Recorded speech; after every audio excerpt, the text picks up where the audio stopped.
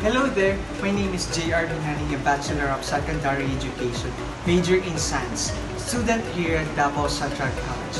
Today, I'd like to share a bit about myself, the qualities I believe are essential for a science teacher, my teaching philosophy, and why I'm choosing this noble profession. Firstly, I believe a great science teacher should be curious, always eager to explore and understand the wonders of the natural world. Second, being patient, willing to guide students through complex concepts of their own pace. Third is the innovative, using creative methods to make learning engaging and relatable. My teaching philosophy centers on the idea that education should be student-centered.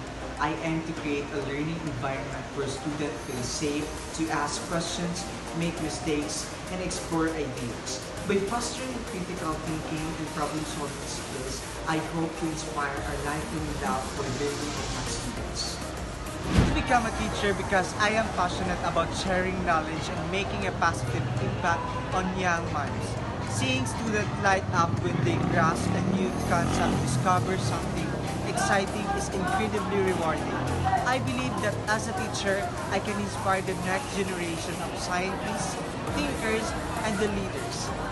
Thank you for watching. I look forward to the opportunity to inspire and educate as a future science teacher.